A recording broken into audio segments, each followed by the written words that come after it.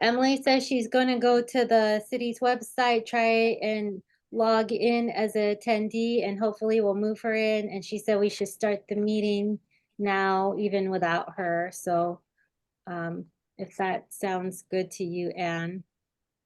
Yep. Okay, so I guess I'll start then. We'll call to order. We have John, Allison, Barbara, and Tara, and myself and Anne. Barbara, would you be willing to do the land acknowledgement? And Yes. Ellison, would you be willing to do the labor acknowledgement? Yes. Wonderful. Sure. Land acknowledgement. We acknowledge and honor the Aboriginal people on whose ancestral homelands we work, the band of the Shasta Nation, as well as the diverse and vibrant Native communities who make their home here today. We denounce the egregious acts of the colonizers and government and recognize the horrific impacts that still exist today. We honor the first stewards in the Rogue Valley and the lands we love and depend on. Tribes with ancestral lands in and surrounding the geography of the Ashland watershed include the original, past, present, and future Indigenous inhabitants of the Shasta, Takelma, and Athabascan people. We also recognize and acknowledge the Shasta village of Kawahaka, where the Crow lights, that is now the Ashland City Plaza. Thank you, Barbara. Moving on to the labor acknowledgement. Ellison, thank you. Yeah.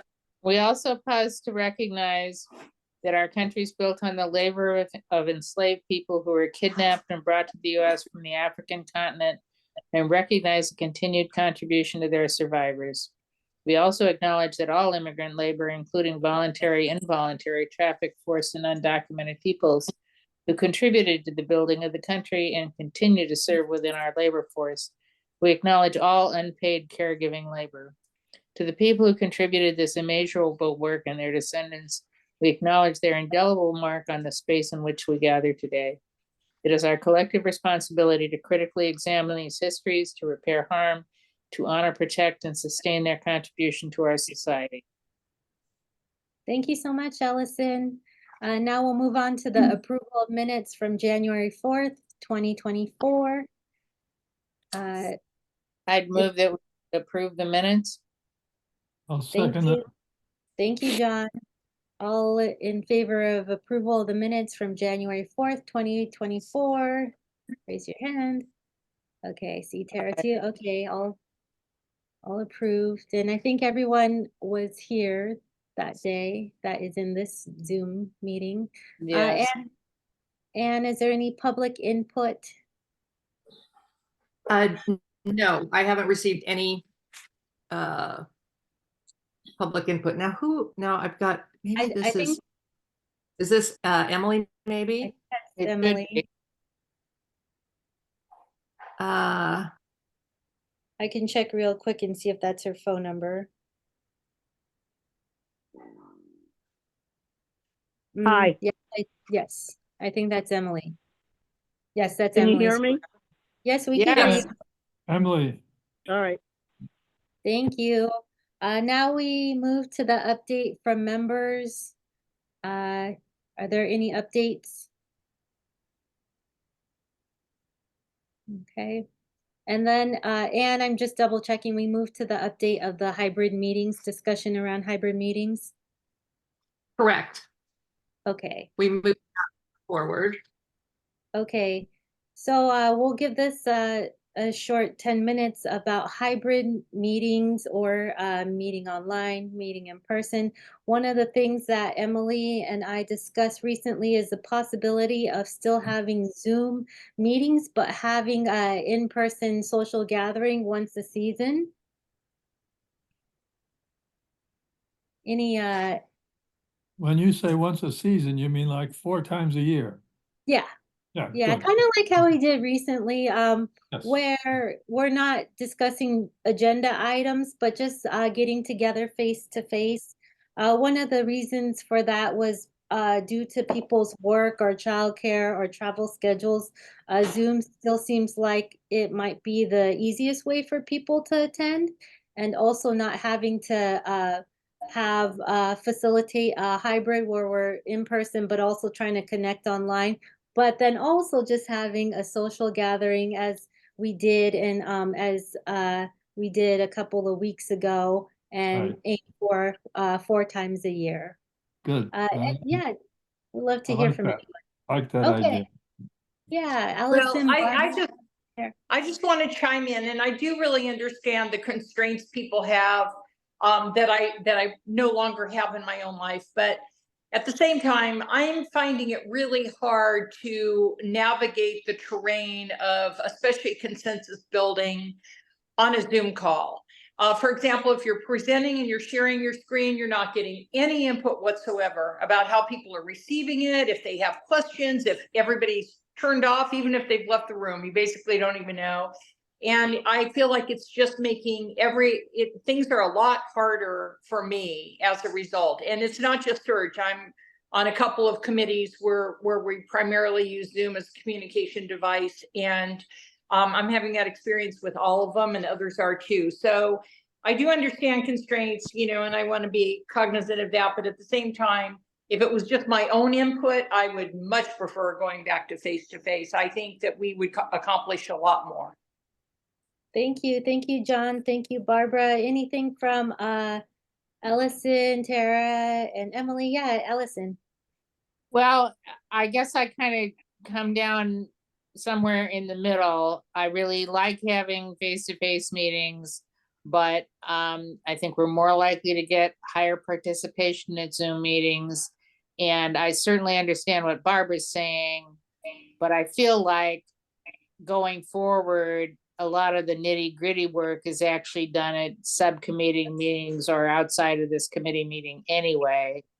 And in my own personal experience of board participation, I sit on one board in particular that always meets online, and we've gotten really good at it.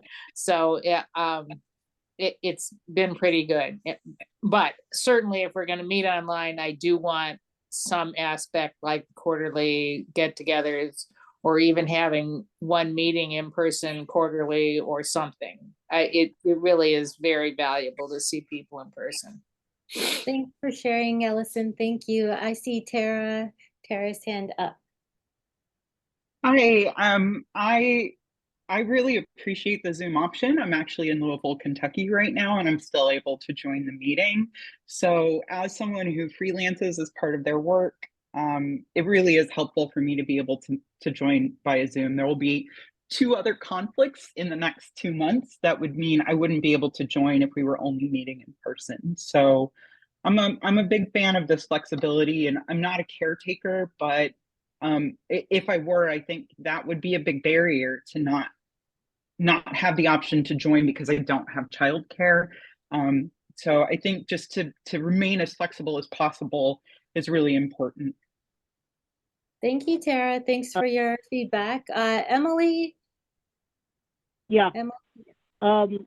This is Emily speaking. I'm sorry, but I don't have any visual for the meeting. I am very a strong proponent of doing these meetings via Zoom. The reason for why I'm a strong proponent of doing that is that I would not be able to be at the next 3 meetings if I could not have the Zoom option. And I have found that we have enough technical difficulties as it is now, and that with hybrid meetings, I'm concerned that there will even be more technical difficulties, and that they will result, even if they work, in people on Zoom winding up being second-class citizens, which I have often seen happen a lot. So my personal preference was that we continue to have these meetings on Zoom, because being honest, and having run this or tried to run or helped run this committee from its inception, we have always had attendance problems. And I think those attendance problems will grow exponentially if we try to have live meetings. So my vote would be to continue to have the meetings on Zoom, hope for the best and expect the worst, and have quarterly social meetings like the one that I unfortunately wasn't able to go to because I had COVID. That's my suggestion. Thank you, Emily. We hope Um, you're feeling better. Yes. Thank you very much, Allison. Moving forward, Emily and Anne and everybody, would we like to take a vote, or do we want to just keep it open for discussion throughout the year? No, I would like to take a vote so that this doesn't keep getting raised. It's like every 6 months or so, it feels like we go through this when there are new members, and I just like to have it be that our meetings are on Zoom so that people can make the commitment to be there for Zoom meetings. Okay, All right, I'll make a motion. I move that the committee continues to meet on Zoom and that we commit to having a quarterly in-person event of one kind or another. It might, it might change depending on the season and our needs, but some quarterly in-person event. I'll second that. thank you, Ellison. Thank you, John. So let's take a vote. All in favor, please raise your hand. And I'm saying aye because, like I said, I Okay. can't raise my hand. Picture. Okay, looks like unanimous. Thank you. Okay, thank you so much, everybody. And it was great to hear the different perspectives. Of course, I'm that person that always has to think about childcare. So that's something that's in my mind. Okay, let's discuss the Anya Naya Muse DEI engagement. I can share my screen. Actually, Oh, sure. Precious, Mhm. remember we were gonna switch and Okay. have Barbara go and put Anya's, we'll put that towards the bottom of the meeting, just to make sure got that it. we have time. Okay, got it. Barbara, would you like me to share my screen of the slides? Does that work best for you, or would you like to just So talk? actually, I'm not going to share the slides, or if I do it, I'll do it at the end. Okay. I had a realization, and I want to clarify if there was any confusion. When I presented in December, I was presenting an idea for discussion. And because we ran out of time, the presentation got separated from the discussion. And so I just want to assure everybody that if it looked like I was pushing an idea on the committee that was fully formed and that I had all the specific ideas and criteria, that wasn't the case at all. I think sometimes when you put something into a PowerPoint, it looks a little more official than just the fact that that's how I organize my ideas. So what I really want today to be is the discussion on the presentation and on the ideas put out there. And I also, as I said, well, obviously that's great that you can share your screen, Precious, because that wouldn't cut into my optics here. But I think I'd rather just talk through it. And then if any time you feel like the screen really needs to be put up there, go ahead and do it. So first of all, the first slide was my vision for this. Once again, completely open to discussion, contribution, consensus building, and all those other good things that I really, really believe in. And that's actually, ironically, what this is about. So it'd be pretty funny if I wasn't listening when I'm promoting listening circles. That would be interesting. So my idea was that, first of all, that Sturjack would own this, that in conjunction with Ashland's BIPOC partners would facilitate candid discussions that ensure residents, and by the way, when I say residents, I mean all residents of all racial, I mean, it's focused obviously on diversity issues. And I don't think it's a good idea to muddy that water by bringing in other social justice issues. I think this is enough to focus on right here. But all residents would be invited, would be open to the public, feel heard and valued while providing information for projects and programs that are strategic, intentional, and informed by resident input. So that was the idea. Once again, open to discussion and contribution. The why is in our city council mandate, one of our bullets is to seek at least every 2 years a broad spectrum of input from community members on emerging issues and needs of the Ashland community as they relate to diversity, equity, and inclusion. So it would satisfy Wait a minute, that. Barbara? Yes. Hold on, okay? Because I do, Mhm. it's Emily, and I do have a couple of questions already from what you've said. And I'm backing up for just a moment to the December meeting, okay? At the December meeting, Allison and John had said that they were willing to and interested in working on the idea. And I'm wondering if there was ever a subcommittee meeting or if you were waiting to have this discussion that we're having now prior to the subcommittee meeting and maybe helping flesh out some of this. I interacted with both, I met with Allison and interacted with John. Allison gave me great input that I'm going to share in a minute about something specific that was really missing. And this is why teamwork is so good. And I interacted with John. I sent them both the OCF grant application. So that's what we've done so far. So, Okay, so thanks. we are connected. But just since you brought this up, and also this kind of goes back to meeting on Zoom calls. So I based my ideas somewhat on the Housing and Human Services Advisory Committee.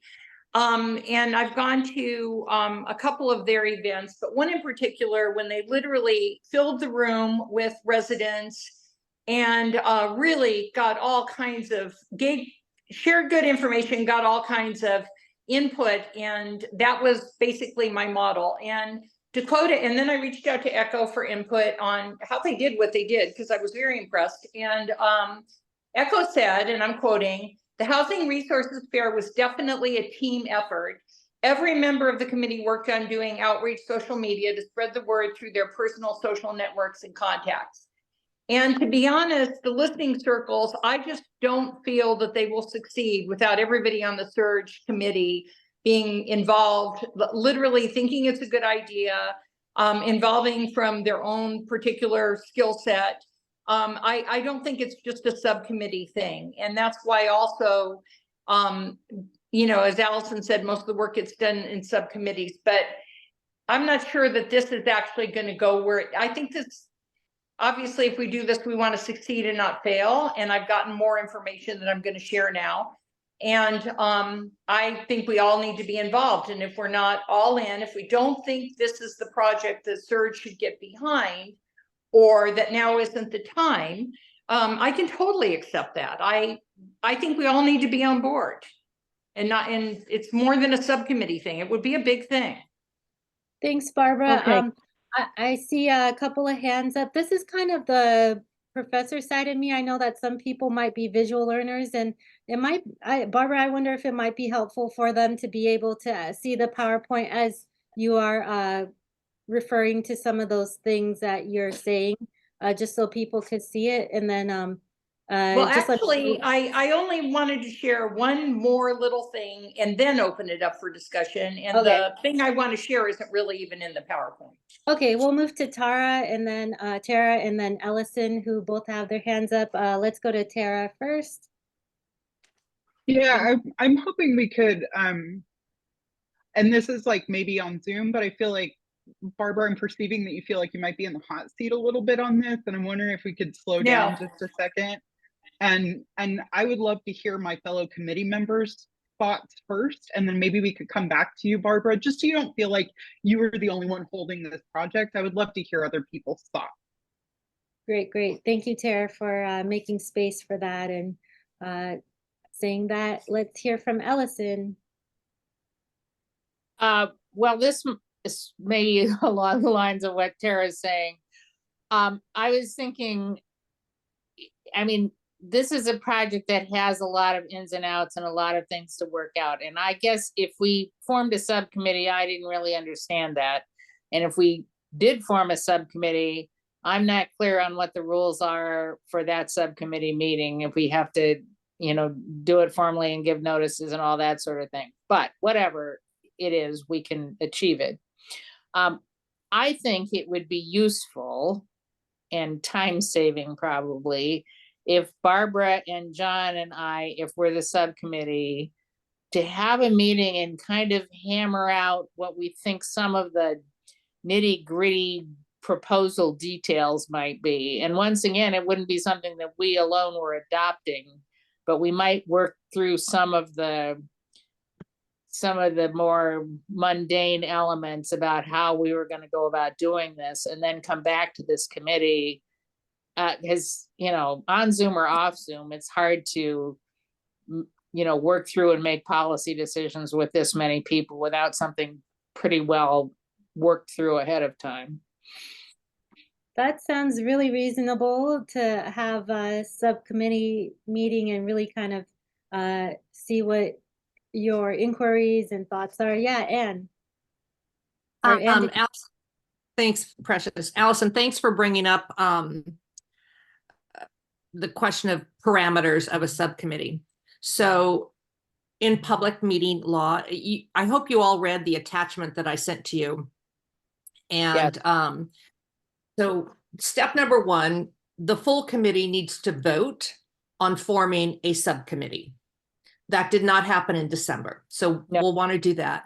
Number two, once that subcommittee is formed, you can meet, but you must take notes of what was said during those meetings and send those notes to me. Then at the upcoming full meeting, I'll share those notes, and that's when the subcommittee is reporting back to the full committee, and that's when motions can be made to accept the recommendation of the subcommittee or modifications or whatever it is. So it's really a great tool. Subcommittees are a great tool to use to really, as you say, Allison, hammer out the nitty-gritty and the next steps and the how-tos. It's just important to remember that as a subcommittee, you cannot make a decision unilaterally. The decision has to be made by the full committee. And so you have to take notes, you have to come back to the full committee, make your recommendation, and then move forward. And then the other thing that's important for everybody to remember is that you serve at the pleasure of the city council. And so if you're making a recommendation, that there may be a time when you're bringing a recommendation forward to the city council to recommend XYZ. And we'll cross that bridge as we get to it. But most important for right now, we want to vote on a subcommittee. Subcommittee meets, hammers things out, takes notes, sends me the notes, and then we talk about it at the next meeting. Thank you, Anne. Thank you for that clarification. Do we want to sound too hard? Shall we continue to listen to the next part of what Barbara wanted to talk about? Oh, before going on, Tara? Oh, sorry. I'm just hoping as part of the conversation when the subcommittee meets that we talk about, right, like potentially these will be conversations that come up with some, emotional responses. There may be conflict in the room. And I would really like to make sure that part of the process of planning these circles is also about how we're taking care of the community that shows up. So I would love to request that be part of the consideration in putting these together. And then the secondary part of it you brought up, Barbara, but the idea of what is the community that we're supporting in this, and what are we going to do with the information, so that we can be clear with the folks we're asking into these eventually, that there is a clear plan for what happens if they come and tell us what's happened in our city. And the last thing I'll say, and then I'll shut my mic off for a little while, is I think we've kind of gotten into a rut of thinking about things from the negative, and I wonder about how Ashland is successful in the ways that it's supporting its minoritized populations. And some things that come to mind are the affinity groups that we have from elementary all the way through high school for a wide variety of different identities and races. That's incredible. That has never happened anywhere else that I've lived. I think about the number of pride flags that I see in windows. I think about the number of Black Lives Matter signs that I see. And rather than focusing just on how we're failing, I wonder about focusing on the ways that we are succeeding and thinking about how we expand those efforts to be more successful as a community. And I wonder if that's just a way that we can frame the conversation so that it's not about tell us your trauma yet again, because we don't believe you enough that we need to hear it again, and I'm afraid that that'll be the perception if we ask for how is Ashland screwed up. Thank you, Tara. Those are really important points that you make, and thank you for bringing those up. I just want to also see if Emily has anything, just because I don't want her to feel like she's not here just because we cannot see her. But Emily, anything you want to add before Barbara continues on? Well, I'm hearing a couple of different things going on, Precious.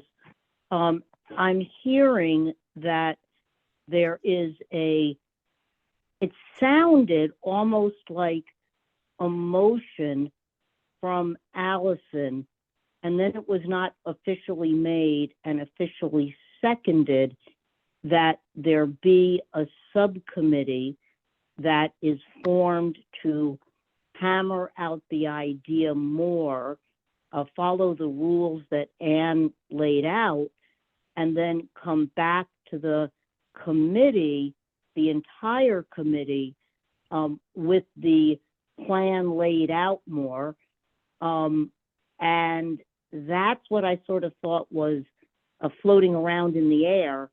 And then Tara talked about having the subcommittee she had absolutely excellent things to say and suggest that I think were probably helpful to the subcommittee. But before we get to there being a subcommittee to hammer out the idea, and I very much appreciate all the work that Barbara has put in up until this point about making the idea, I think we need to have a motion for that. And I think that needs to be passed so that the committee would then be, so that we would have crossed the T's and dotted the I's, because I don't think right now we have, Precious. And I think we either need. I was just wondering if that second part of Barbara's presentation will be any more informative in letting the subcommittee members know what they might be involved in. I don't know if we should vote first on the subcommittee or no. Barbara says no. So I need to cover some things before we decide if we're going to have a subcommittee. There's a couple of things that have emerged from the research I've done and feedback I've gotten that unless it's a yay to these things, it's not the right time for a subcommittee. So maybe I should go over those first. Oh, yes. Okay. Sure. So first of all, Please, I didn't. Emily, what? No, I have nothing else to say. Please go ahead, Barbara. I'm very Okay. interested. Okay, so as Tara mentioned in December, and this was a major oversight on my part, so I really appreciate that. These listening circles would be facilitated by BIPOC partners like Cassie from BASE and well, you know all the people, and I do have them in a spreadsheet now, and I've identified 12 that I think would bring huge value here. But they need to be compensated. That's literally a DEI pillar. So budget, the number one question I believe before we go any further is to answer the budgetary ones, because really the next step would be to convene a meeting of these BIPOC partners and get their input. Back to what Tara just mentioned about the sensitivity to the community, how these are conducted and conducted properly. All of that I would be relying on the BIPOC partners for. So the very next step would be to convene a meeting of BIPOC partners and say, we're thinking about doing this. Is this a good idea? And if so, What are your suggestions? How should it be organized? In other words, they should shape this. Everything should come from them. Without budget, without budget, we should not approach these BIPOC partners. So the first question is budget. Is there budget for this? If there isn't, there's really no sense in planning it further at this point until we resolve that issue. And I did fill out a grant application with OCF, and I'm always hopeful, I'm an optimist, but to be really honest, I'm asking them to fund something that doesn't even exist yet, where the pushback would probably be the city of Ashland should be funding this. So I don't know if the budget's going to come there. So the number one question is budget. The second thing would be to convene the meeting with BIPOC partners, but that would be a great time. Excuse me, Barbara Precious, somebody, my hand is up at this moment. Okay, thank you. Okay. Barbara, I can stop you right now because I can answer your question. There is absolutely no budget for this within the city of Ashland from any source whatsoever. I'm sorry to be the one delivering that news, but I very much appreciate what you're asking regarding, is there even any point going further? And there is no budget. There's no money for it. Barbara, are you ready to move on to questions? I see Tara and Allison have one, or did you want to kind of finish up a couple sentences before questions? I have one more thing to share. I think in the light of what Emily just said, I'm just going to put it out there almost as a placeholder. Mike Green and I meet monthly, and I had already talked to him about being the first facilitator and also about facilitating the BIPOC partner meeting. And he gave me some really good input. If anybody that wants all the info, all the details, he's given me permission to share it.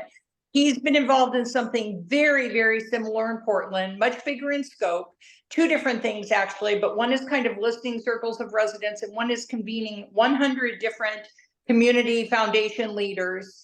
And there was lots and lots of talk, good, robust, productive talk, and no action came out of it. And they got huge pushback from the committee. So as I said, budget and BIPOC partnership are huge, but the third thing would be, if we don't have an avenue to make recommendations into the city council on action steps that we've heard that the BIPOC community wants to see taken and where they actually see results, then this isn't going to go well for us.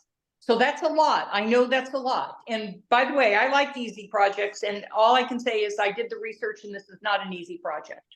Thank you, Barbara. Let's move to questions and discussion. I saw Tara's hand up first, and then we'll move on to Ellison. Yes, Tara. I guess I should ask first, Barbara, are you taking this proposal off the table? I don't know how we officially do things here, but I think I probably am. With what Emily said, if there's no budget, obviously I'll look for alternatives. I'll be thinking of alternatives, but if there's no budget, I think we're done here. At least for now, because that's the first thing that, as you pointed out, that's the first thing that really needs to happen, at least 3,000 to get started. We just cannot ask people to do this for free. I completely agree with that. I mean, obviously I talk about money in these meetings all the time.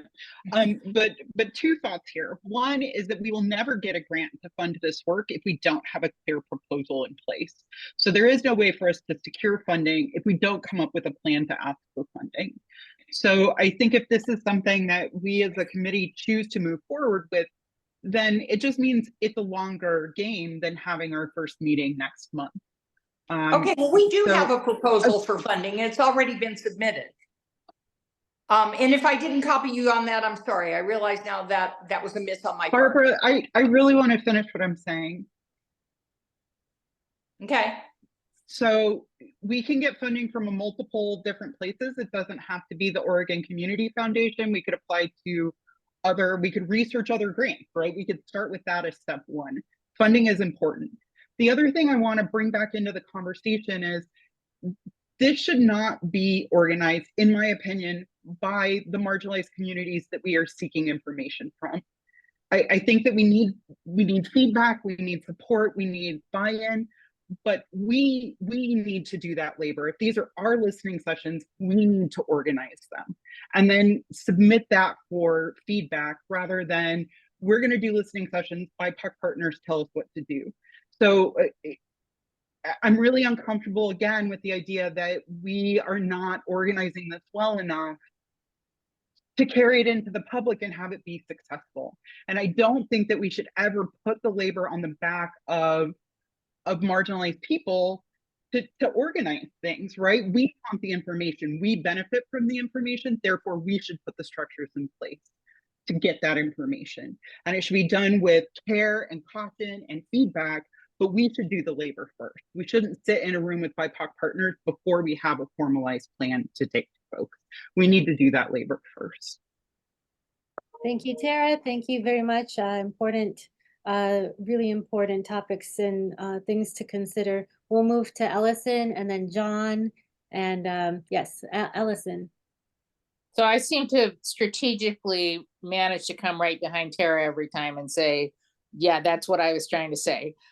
So Barbara, I don't think that you should throw in the towel at this point. I think what we should do is we should create this subcommittee, and then the three of us and anybody else who wants to be on it, we should have some serious discussions about all this nitty-gritty, about how we can go about doing it, what our alternate sources of funding are, at what point do we involve other people, how are we going to take it to them, what kind of meeting would we have, you know, all of this stuff that is coming up here are all things I think that we need to, I mean, obviously the subcommittee isn't there to make the decisions, but to come up with some possible ideas about how to solve all of those issues, and then come back to this committee and say, okay, here's our thinking. And it all that really fits in with the whole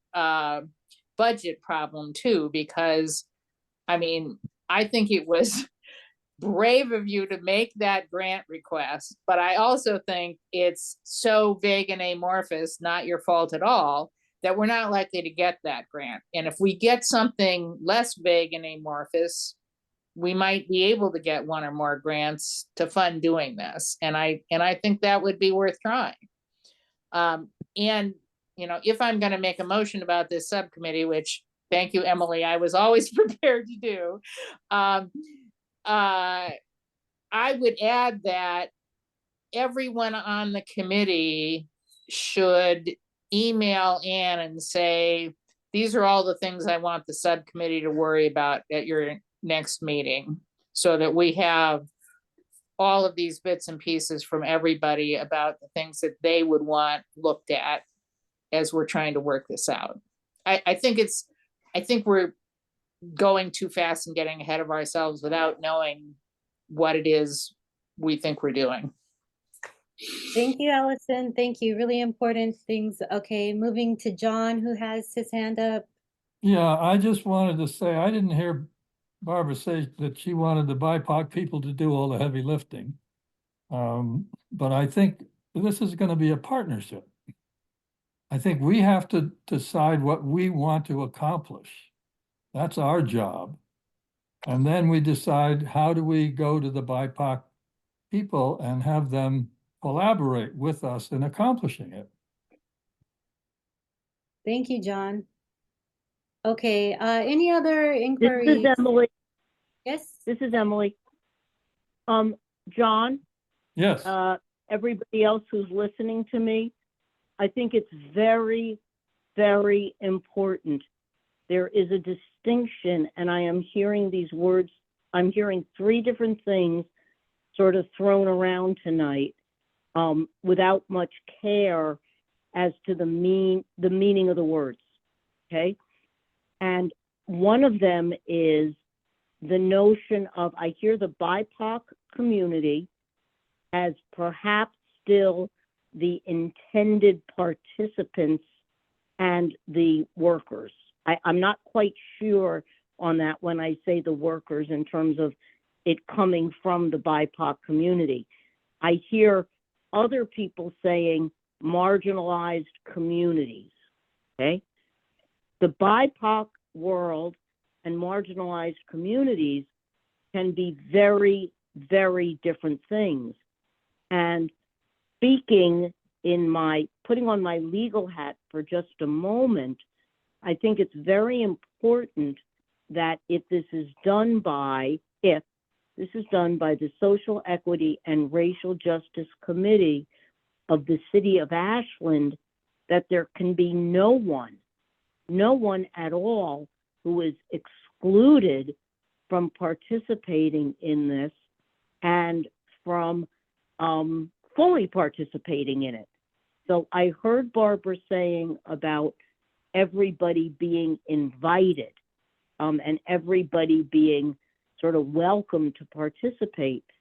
But if there isn't a full, and this goes back to something Barbara was saying that Echo Fields did successfully, a full sort of seeding throughout the community regarding what the community is sort of looking for, I don't really see what the end purpose is in terms of what the committee is going to be looking at, which I appreciate that, but I think that it's very important to remember, and this goes to something that Mike Green had said to Barbara that I just heard her saying now, that we and the citizens of Ashland are acting as a conduit to the city council, but that it's ultimately the city council that enacts policy.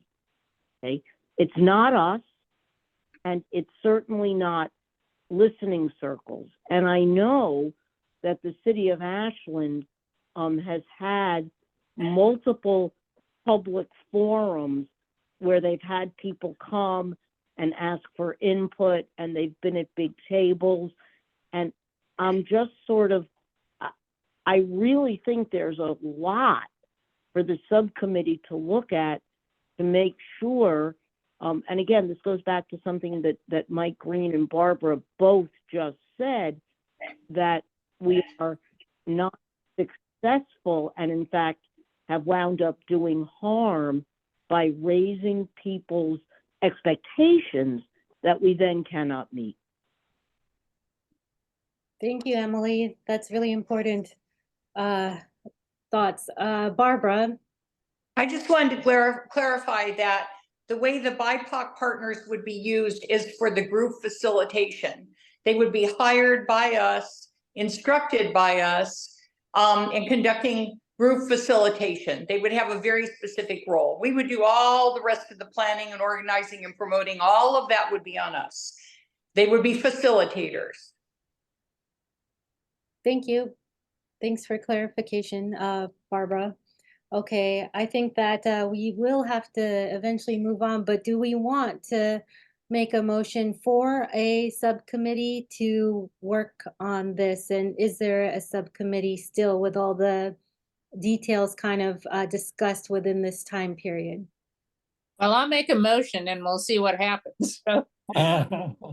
So I would move that we form a subcommittee to try to work out a plan for having listening circles and also for having some kind of result from the listening circles, what we would report out, what we would, what we think we're trying to do with this information, just the whole picture along the lines of what Barb has already done, but obviously there are lots of questions coming up.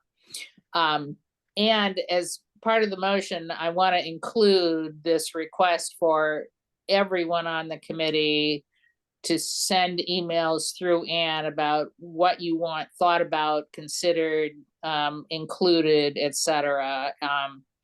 And it's not part of the motion, but I agree with all the concerns that have been brought up. So I think that having a committee working meetings is a place to start. Thank you. Is there a second? I'll second it. Okay. All in favor, raise your hand or say yes if you are on the phone. Can I ask a question of John and Allison, please, Precious? Sure. Because they made the motion and seconded it, so, Okay. thank you very much. John and Allison, and I'm asking you this because like I said, I very much appreciate all the time and effort that Barbara has already put into this. And I'm taking it that, and I guess my question is to Barbara also. It's to the three of you. Having heard all of the concerns that were raised here tonight, understanding that if somebody were going to place an email, I would maybe be, I would say, I've said my piece of my concerns during the meeting. Is this something that the three of you want to spend significant time developing and that you see as important enough for it to be a committee-wide project that we then all take on at the end of it? Because I heard Barbara saying that it would need to be the entire committee, the entire SERJAC committee. So I'm just asking you sort of what your sense of this is regarding both the time commitment and the importance of the priority. Well, I mean, I'm the newbie here, but I haven't got anything else on the committee that I'm working on. And I look point. at this, to me, this is an exploratory group. The three of us are going to explore this idea to find out what's involved, if it has legs, if it's worthy or not. So yes, I'm willing to devote time to do that. Thank you, John. Thank you, John. I appreciate the honesty. I would agree exactly with John. I think, this committee has to start somewhere.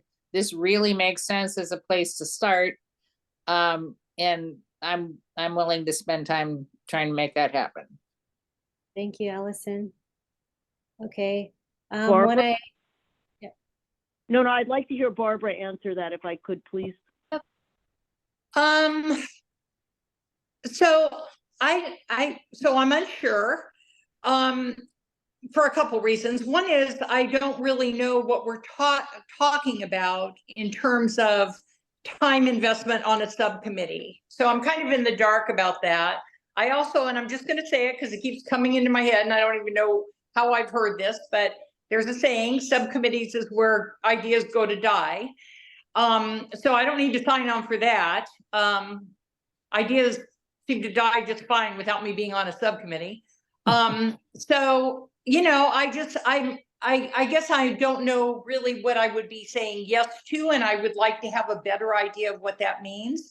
I do know, and I'm just going to put it out there, I am not the person to take minutes. I am not the person to do the administrative detail. It plagues it. I mean, it literally drags me down. So somebody else would have to be willing. There's two lawyers on my committee, so I'm sure I've got the right people for that. But I'm not sure what I would be saying yes to.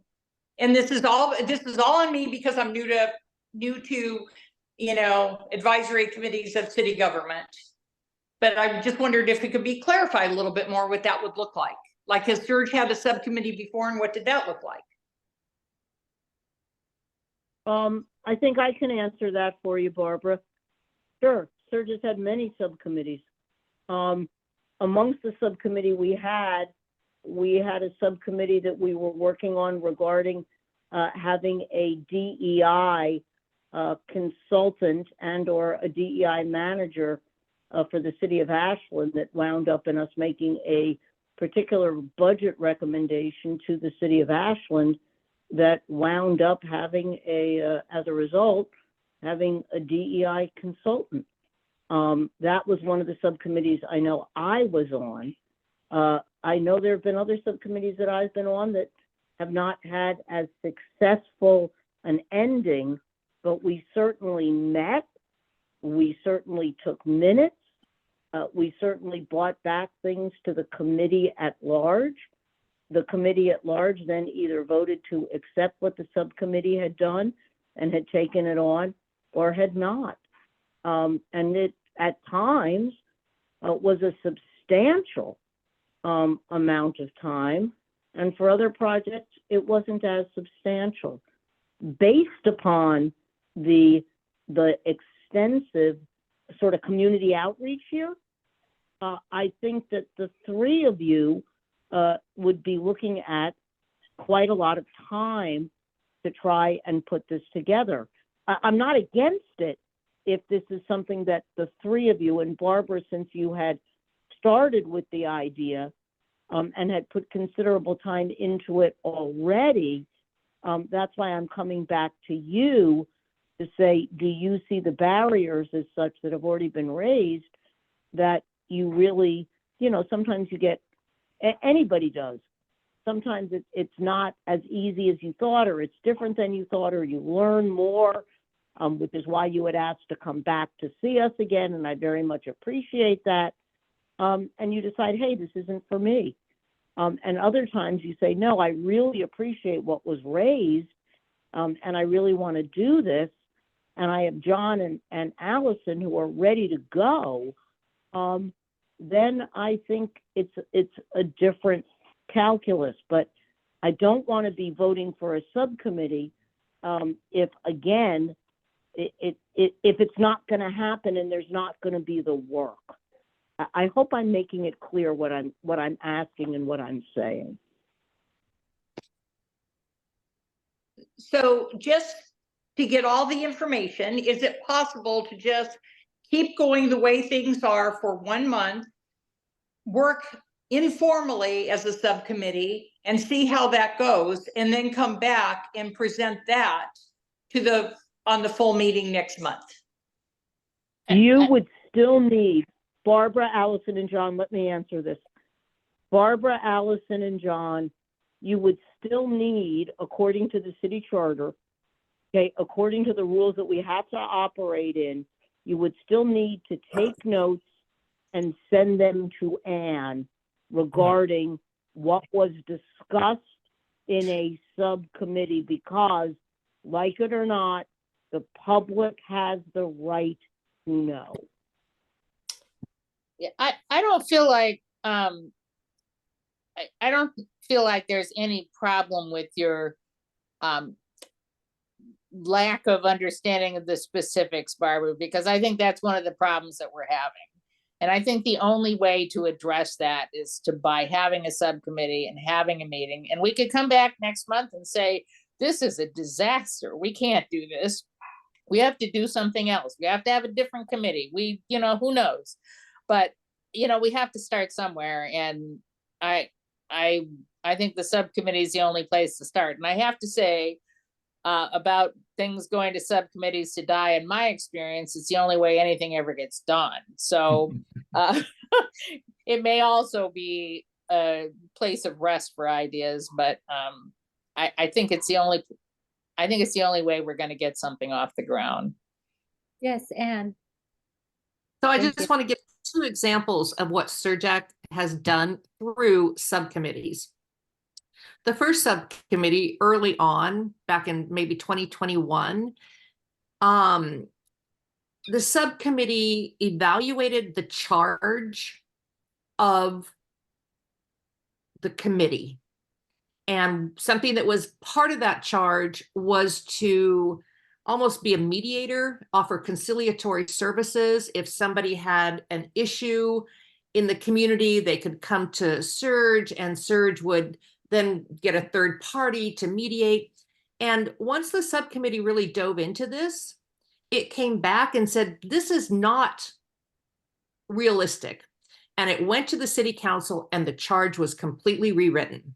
I mean, that was a huge accomplishment, and it came from subcommittee level. Another example of what came from a subcommittee level, in addition to what Emily said about the recommendation and eventually a budget allocated for a DEI consultant, which is the information that you guys will be looking at later this spring. That was directly a result of a subcommittee. Surdeck subcommittee.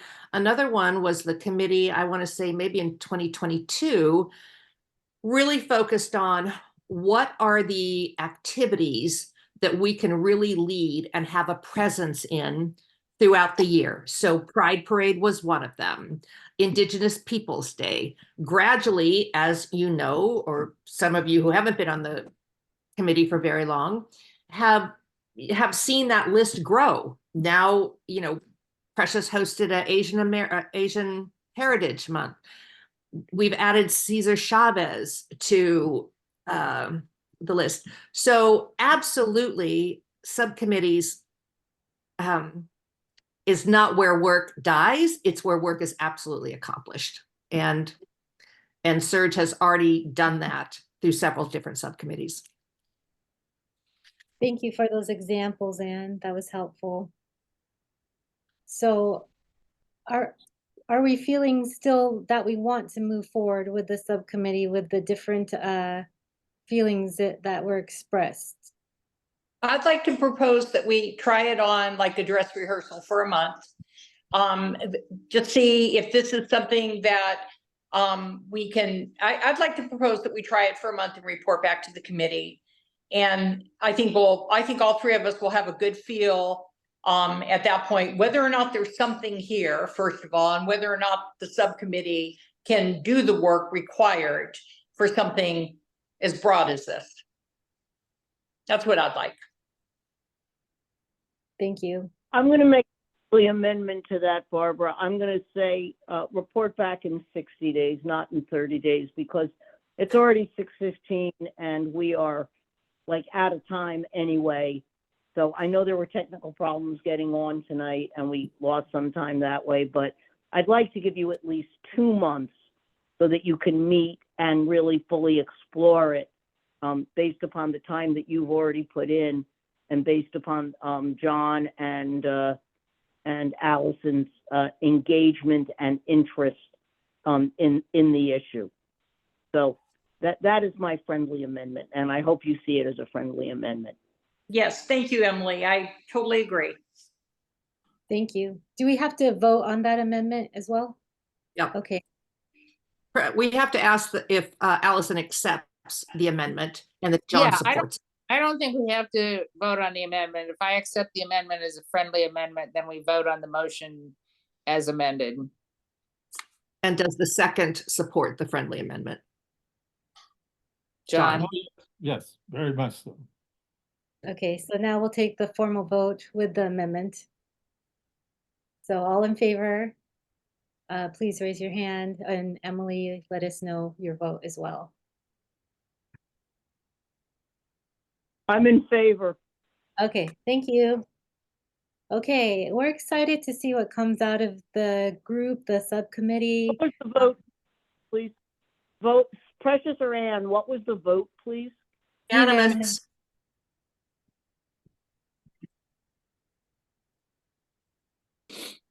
Okay, thank you.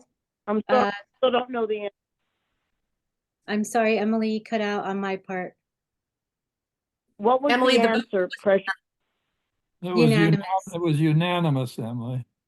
Thank you. Thank you.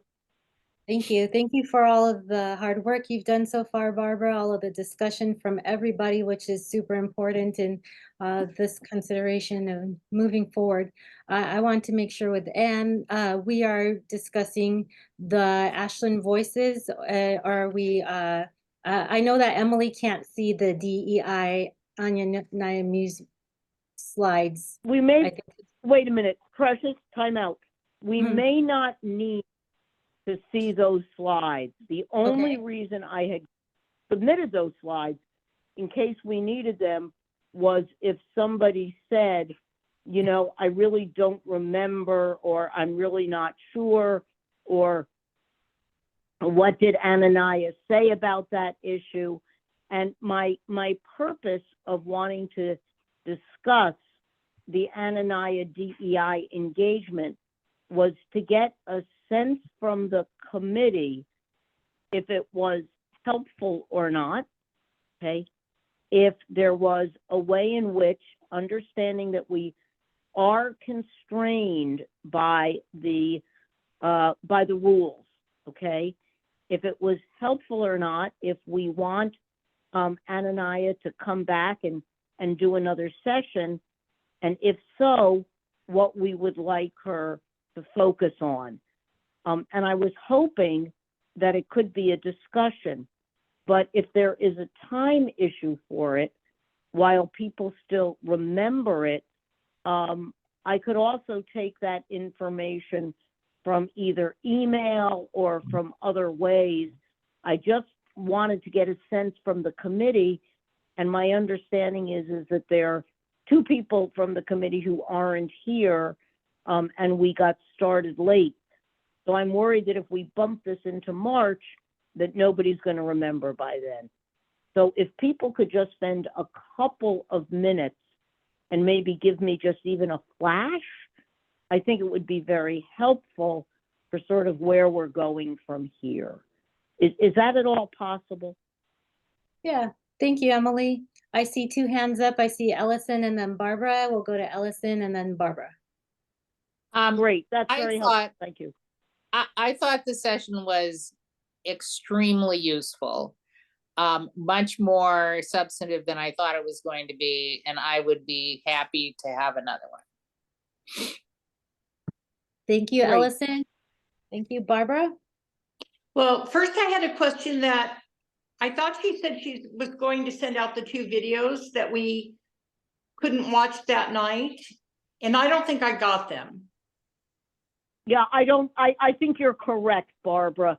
I'm gonna ask Ann to please get in touch with Anania to make sure that those two videos get included and that we get them out to people. Okay, Ann? Yep. Thank you. So I enjoyed the session, and I think that if we would follow up with a working session where we were together and took and applied that information to our work at Surge, I think it would be valuable. But without doing that, I didn't really see the application. Like, a lot of it was about a DEI model. I don't know if that's a DEI model is generally for when you're interacting with audiences. You know, that, and we don't really have that. I didn't quite see the application. So I think without connecting the dots between, it made it kind of abstract for me, although I enjoyed it. But I think it should have led to discussion topics, because otherwise I didn't really see what it had to do with Surge. Okay, Thank you. that's very helpful, Barbara. So Barbara, I have a clarification question. And the reason we have to discuss this at a public meeting is because Anya gave her presentation at a public meeting, and it's city dollars that we use to pay for it, or grant dollars, excuse me, Ann. I know it was from Travel Oregon. So the question I've got, Barbara, is if there were, perhaps if Anya gave us actual questions that were relevant to Surge or a problem for us to work on, like as a hypothetical, that you would see that as helpful. Is that right? Absolutely. Okay, I think I understand. Thank you. That's very helpful. Thank you. Are there any other questions or comments about the DEI session that we had? Our feedback? And again, as Emily mentioned, you could also email her as well. Well, I mean, I kind of echo what's been said. I really would welcome a more pragmatic connection with her. If she comes back, yes, have it more relevant to Surge and how we can benefit from her. Thank you. I think this is very helpful. Thank you, everybody. Is there anybody else? I'm not seeing anybody else. So thank you. And also, Emily, I'll think on it too and email you some comments and feedback as well. Thank you, everyone. We'll move to the update. We'll move to the update on Ashland Voices. Because this is a new group, I just want to give a quick background on it. Back in March 2023, our former city manager, Joe Lassard, came to the SURJAC committee and asked if we are interested in helping City of Ashland come up with a welcoming project. I volunteered for it. I met with Joe Lozard. I asked him what he had in mind. He said absolutely he doesn't know. So I said I have three things that I would love to be able to run by him, and he could let me know how he feels about it. I think it's really important that our marginalized identities in Ashland feel empowered. Also, people who have businesses, families who are living here continue to want to live here, continue to want to have their businesses here and grow.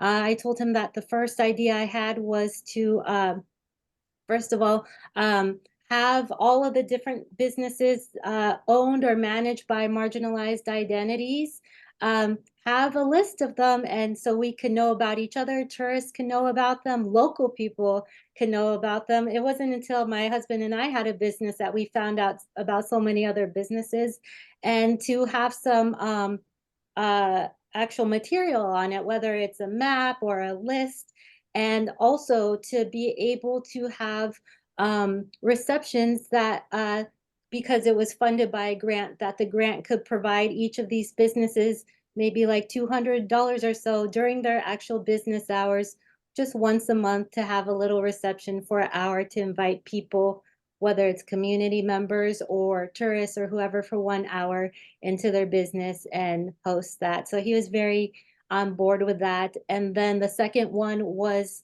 to actually, you know, I'm a professor. I like to read a lot about Ashland and the books that are available in the gift stores. And I've read a handful, and none of them actually had like marginalized identities as part of our Ashland history. It has like Raggedy Ann House, the Lithia Fountain, like those same things. But I was like, you know, I could name a handful of different marginalized identity families off the top of my head that are 3 generations here in Ashland. So one of them was to not just do like quantitative research, but let's do some qualitative research and interview some of those families that have been here, you know, that have had felt that Ashland was a great place for their children and their children's children, or their parents, to move. And so he liked that. And then the other one was to have a digital archive of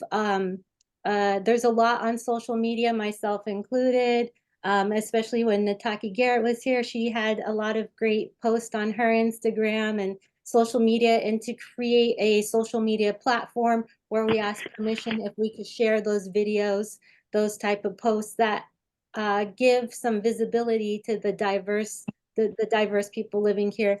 And the main thing is that I wanted it to be empowering for the people who are here already, because you can't have just a welcome project for tourism if the people here do not already feel empowered. So, and a big part is for the businesses that have put so much into their, you know, financially, time-wise, all of that, to be able to know about each other, to be able to be visible to locals and tourism. So that went to Southern Oregon University Research Center, the SOURCE organization. And now what we're doing is, it's almost kind of like all 3 are coming together. We're creating a video. We created a list of all the different marginalized identity owned and managed businesses, and that list is growing all the time. And we are narrowed it down to maybe 10 that we're hoping to interview and to make a smaller video, and then also use, of course, with their permission and everything, use some of that, the B-roll and stuff for social media clips. We were hoping, of course, to be done by the end of 2023, but I think that we've managed to make a lot of progress. And our grant runs, I think our grant runs out in July 2024. So we are really trying to move forward with that. So that's what the Welcome Project is, and I will keep you updated. And I hope that it like moves into its completion. Thank you. That's great. Precious, Awesome. Thank you, Precious, Anne can and I just- Sarah. sorry, Mhm. Precious, I just want to make sure that it's clear that this 3-legged stool includes SOURCE at SOU, the City of Ashland, and the Ashland Chamber of Commerce. Is that correct? Well, I think that Sabrina Cutter and are still figuring out where Chamber of Commerce fits in, but they were someone that was originally connected with Joe Lessard in our project, and now we're seeing um, where they will fit in. But yes, they are an important part of our conversation. Thank you. Thanks, Anne. Tara? What a beautiful project. I'm super excited to see what comes out of it. Thanks so much for your work on it. What it brings to mind though is I'm not sure if we have any other active projects in Surge that happened before I came on board. So it would be super helpful for me to know if we have any outstanding projects or, you know, unfinished projects that maybe need hands to pick them back up again. That's so wonderful. Thank you for putting that onto our radar. I will have to, because I don't want to just go based upon the top of my head, but kind of look through our past minutes and report to see like, oh, we completely like forgot about that project. And so that's so important. Thank you. I don't know if Emily wants to add to that.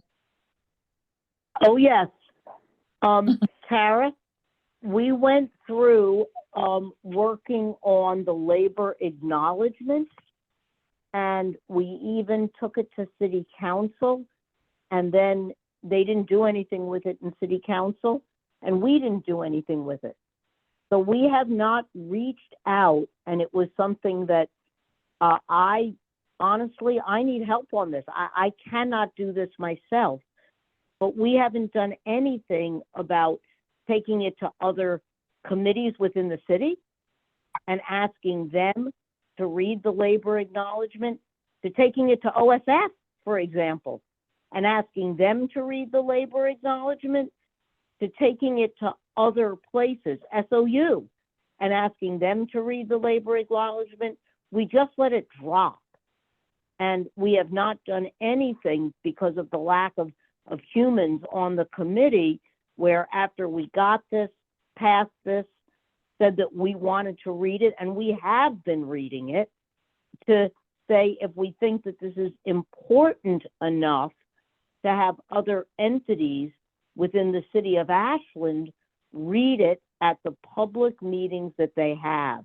I happen to think that it is, but I also think that without there being and we had a vote, okay? We said we were gonna put it forward to city council and that we were gonna read it and that we were gonna encourage all of the other city committees to do it.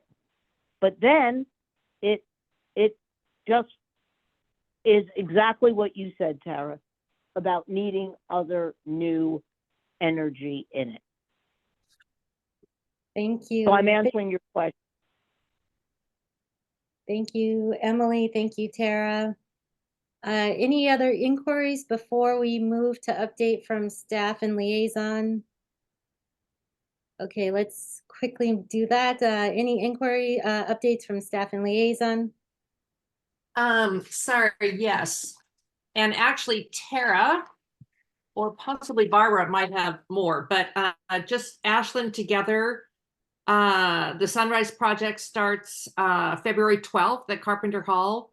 Tara, do you want to flesh that out a little bit? It's 6 to 7:30, I believe. Yes, so the Sunrise Project, it was started by a nonprofit called the Oregon Remembrance Project. And the goal is to organize in towns that were originally sundown towns. And if you're not familiar with that term, sundown towns were historically places where Black folks were not allowed to stay in town after dark without the threat of violence being used against them if they were to stay after dark. So the goal here is to take towns like ours, which were hostile to Black folks, and work to make them places of welcome. So it's about remembering, but it's also about restoration. And we're really excited to bring the founder of the Oregon Remembrance Project. There are currently 2 towns in Oregon that have worked through the Sunrise Project, and that includes Coos Bay and Grants Pass. So we'll be the 3rd city in Oregon to start this project. And the founder will be there, as well as one of the representatives from the Sunrise Project in Grants Pass, And then finally, a guest from the Oregon Historical Association. So there'll be a panel. I'm moderating the conversation. As Anne said, it'll be in Carpenter Hall. There is no cost. If you would like to register to attend, you can do that on the Ashland Together website. And the goal right now is that there'll be a monthly speaker in Carpenter Hall to talk about issues around the Sunrise Project. So in March, you can look forward to someone from the Oregon Black Pioneers talking about her experiences working with that organization and her experiences as a Black woman in Oregon. Thank you. Great. Thank you. Anyone else? Okay. Well, thank you so much for attending our February meeting and all of your patience with the technology and all of your participation. Just touching base with Emily or Anne, anything last words or info you would like to share? No, thank you. Okay. Thank you so much. I hope you have a wonderful evening. Stay healthy and have a great month ahead. Bye. Bye.